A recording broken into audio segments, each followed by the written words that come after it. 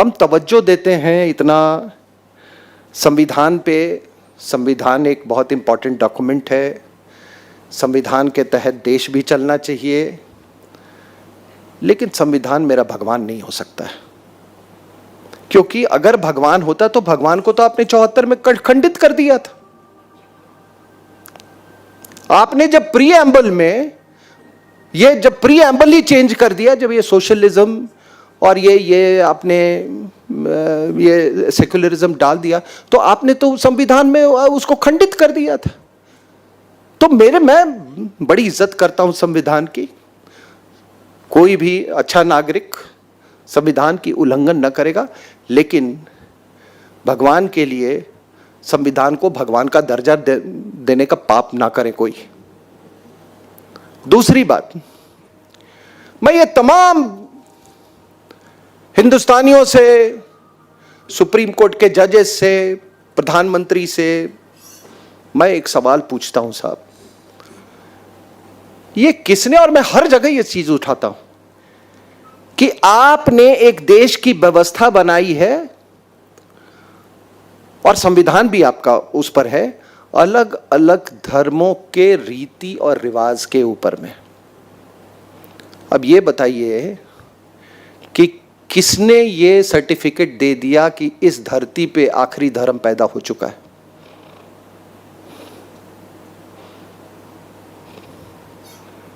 क्या धर्म मरते नहीं है?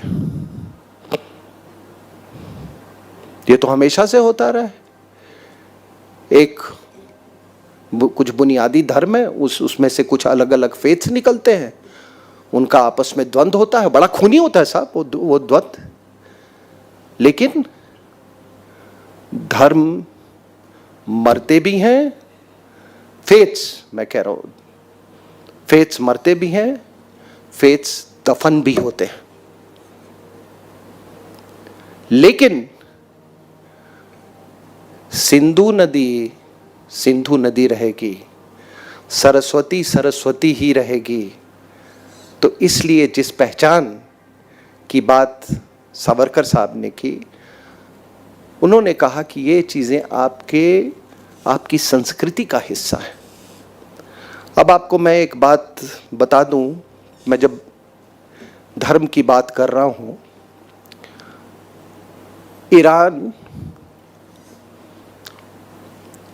ईरान एक ज़ोरास्ट्रियन कंट्री था। इस्लाम आया, लोग भाग के आए यहां पे। मुसलमान, इस्लाम यहां पहले आ चुका था, हमने, आप सबको मालूम है, हमने जगह दी। अब आप बताओ साहब कि एक अच्छी संस्कृति का प्रतीक क्या होता है? मैं प्रतीक हूं, आप प्रतीक हो, है ना? आप देखो कहीं भी जो पारसी लोग हैं, आप उनकी तुलना कर लो, पता नहीं अभी 60-70 हजार हैं हिंदुस्तान में, आप उनकी मुसलमानों से तुलना कर लो वहां पे, तो किसकी संस्कृति अच्छी थी? साइंटिस्ट, होमी जे भाभा, सुप्रीम कोर्ट जजेस, lawyers, I mean you name a thing, musicians. आप तुलना कर लो दोनों में। मिलिट्री में इनका अचीवमेंट, ब्यूरोक्रेसी में इनका अचीवमेंट। मैं बात इसलिए कर रहा हूं कि एक महिला है, जर्मन महिला, जिसका पुष्पेंद्र जी ने इंटरव्यू लिया, देहरादून में है। तो उन्होंने एक बात कही कि देखिए, अगर सबसे पहले कोई देश इस्लाम को त्याग देगा, वो है ईरान। और 1502 के पहले ईरान जो था, वॉज ए सुन्नी कंट्री। उस समय एक शाह इस्माइल नाम के वहाँ राजा आए, उन्होंने डिसाइड किया कि अब पूरे देश को हमने शिया से सुन्नी से शिया बना देना है। उन्होंने तलवार उठाई, मस्जिदें तोड़ दी, जो क्लेरिक्स थे उनको बोला, चॉइस दिया कि या तो तलवार से कट जाओ या नहीं तो फिर शिया बन जाओ। और बहुत बड़ा सुन्नी का सेंटर होता था जस्ट 1502-3 के पहले। वही नहीं, इस्माइल शाह ने वो पूरे जो अज़रबैजान और ये तमाम देश हैं, हेरत का इलाका, सबको शिया में उन्होंने कन्वर्ट कर दिया। उन्होंने क्यों किया था ऐसा?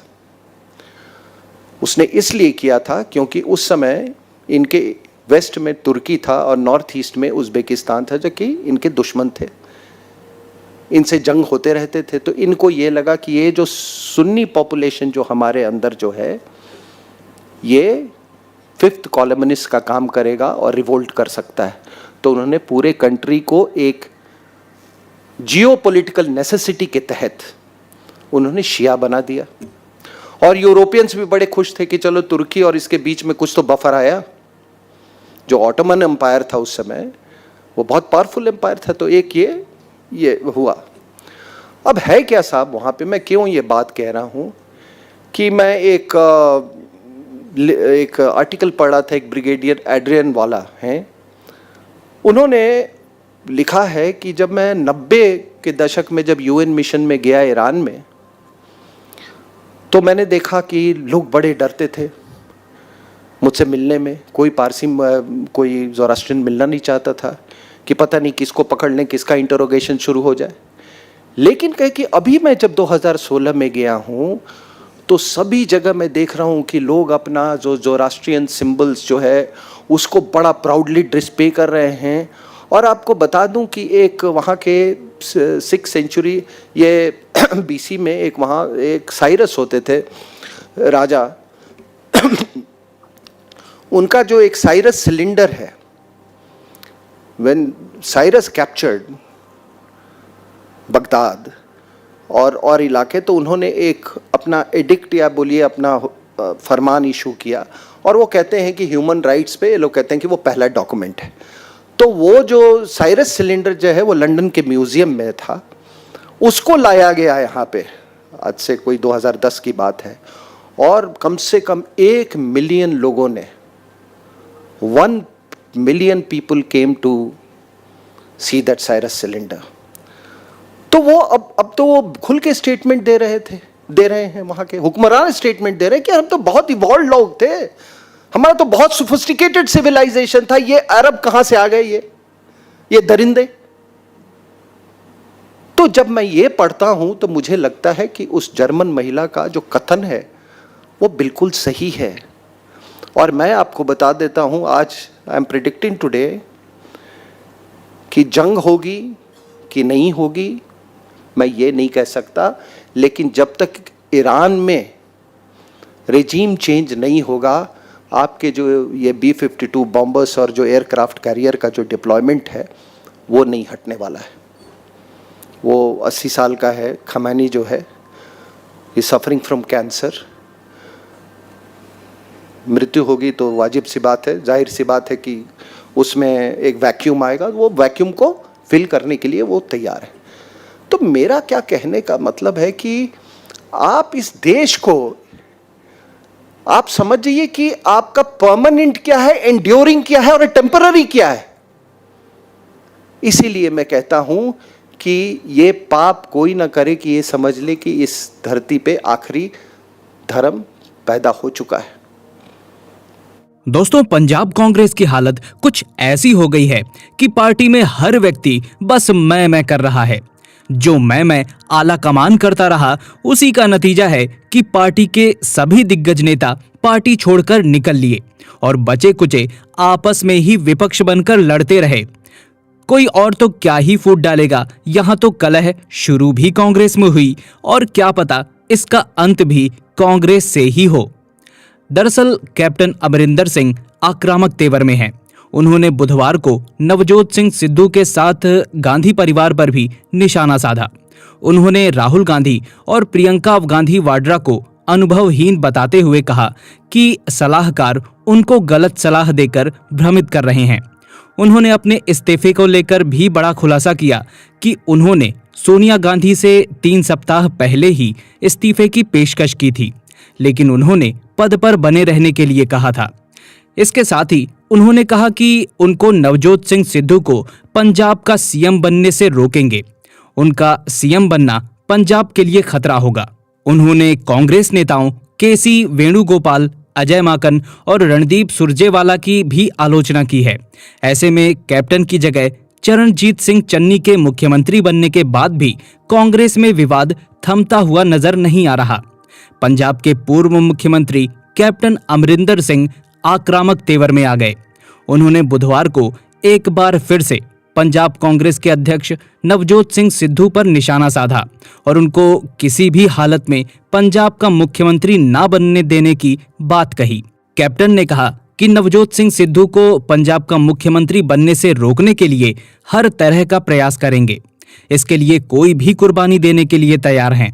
कैप्टन अमरिंदर सिंह ने मीडिया से बात करते हुए कहा कि सिद्धू के पाकिस्तानी प्रधानमंत्री इमरान खान और पाकिस्तानी सेना के प्रमुख जनरल बाजवा के साथ दोस्ती है। इमरान खान के दोस्त हैं और जनरल कमर जावेद बाजवा से उनकी मुलाकात हुई थी। ऐसे में अगर सिद्धू मुख्यमंत्री बनते हैं तो पंजाब सहित भारत के अन्य हिस्से के लिए खतरा पैदा हो जाएगा। अब कांग्रेस की अंदरूनी कलह कब शांत होगी ये तो कोई नहीं बता सकता। फिलहाल आपकी इस विषय में क्या राय है, हमें कमेंट में अवश्य बताएं। दोस्तों, वीडियो में बताई गई बातों से अगर आप भी सहमत हैं तो वीडियो को लाइक करने के साथ साथ ज़्यादा से ज़्यादा लोगों तक शेयर करें, क्योंकि जागरूकता फैलाने से ही फैलती है। और अगर आपने अभी तक हमारे YouTube चैनल अखंड हिंद को सब्सक्राइब नहीं किया है तो अभी सब्सक्राइब करें, क्योंकि आपका साथ भी बहुत ज़रूरी है। मिलते हैं एक और नई वीडियो में, तब तक के लिए आप अपना और अपनों का ख्याल रखें।